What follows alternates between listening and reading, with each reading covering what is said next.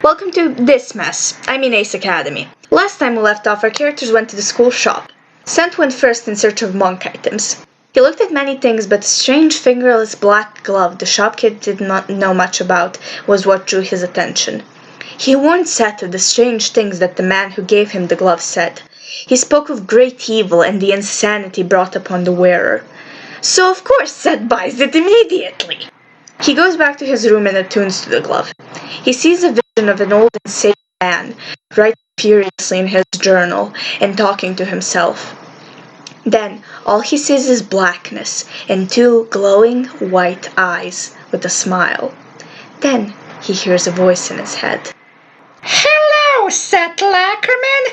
Now, how's that search for your father going? Or are you too busy attending class 1-4 at Ace Academy? Oh, isn't it just wonderful? Who are you? Oh, my name's Spectre, and I can be anything you ever wish for. Like a glove on your hand, or a fellow and a friend, like a scarf or a cap, or a tattoo on your back, or the shirt that you lack. But one thing's for sure, you can never take me back, Seth Manorlack. This is Spectre. He is a spirit of mischief trapped in this glove by the great inventor and mage Shorak.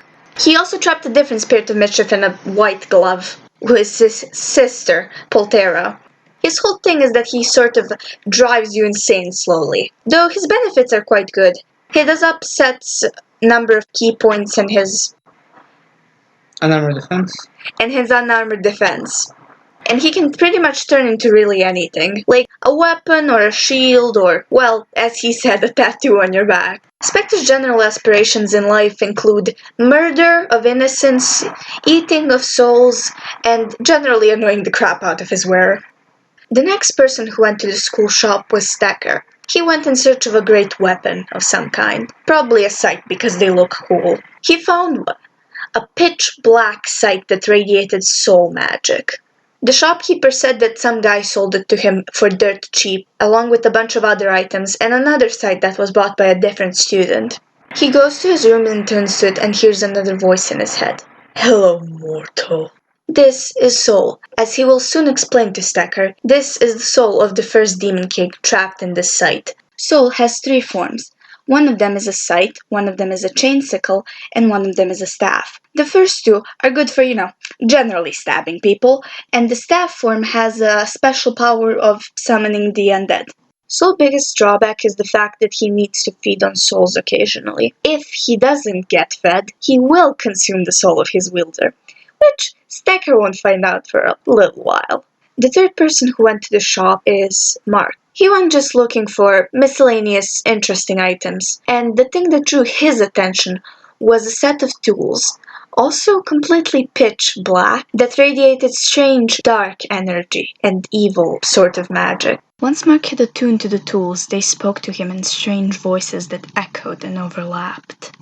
Hello, Marcus. We are the tools made by the one you know as Hagar. We will observe you to see if you are worthy of continuing his legacy. To explain a little, in this universe, Hadar, who you may know from spells such as Hunger of Hadar, is an actual person instead of just the vastness of dark infinite space that wants to eat you for some reason. Basically, he was a great inventor and conqueror in this universe, and he made these tools. It's kind of a big deal that some random shop in some random school has his tools, but that's fine. This is fine. Everything is fine. And Mark is for some reason okay with this. Anyway, the drawback of the tools is that they will slowly lower Mark's morality and humanity and make him emotionless like a robot and try to get him to, conquer the universe and be Hadar's successor. But let's not worry about that just yet. Siri is the last one who went to the shop in search of curiosities. I had the idea for a battle violin earlier in the campaign, but never ended up making it before we actually got to the shop and got interesting stuff. And there I found an interesting black violin that, once Siri attuned to it, also showed her a vision. It showed her a vision of a young woman in a full concert hall playing a piano. And then she heard a voice in her head saying, Greetings, Eredwin. I am Crosa von Bard. Carusa von Bard was a musician, a great famous musician, who died, well, a long time ago. She was the inventor of music magic. Carusa, such as she is right now, is a violin that has special properties, where basically she plays songs that have different magical effects. At the start I had 3 songs: Song of the Rat, Song of the Ox, and Song of the Tiger. All of the songs are named after the Chinese zodiac, and there is 12 of them. As the campaign goes on, there will be more songs. Carusa probably has the least terrible drawback of all the cursed items, as her only drawback is the fact that whenever you play a song on her, you have to roll a d20, and on a roll of nat 1, I have to roll on the custom wild magic table that the DM made for me.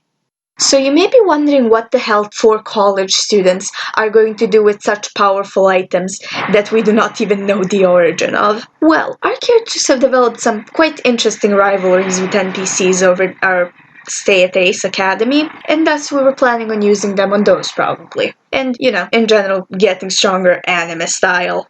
Parker's rival was a lady named Shazgob Taskwolf, who in our party came to be known as the bitch mostly because we could not pronounce her name. At all. Ever. We mostly hate her because she thinks she's better than everybody else for some reason, even though she's just a stupid orc lady. Mark's rival was some Aasimar guy named Usher Morningfall, who was a paladin.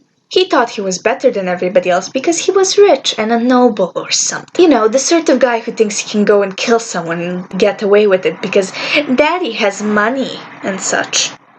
Sat's rival was actually the brother of Stekker's rival, although they kind of hate each other. His name is Sarad, also last name Taskwolf.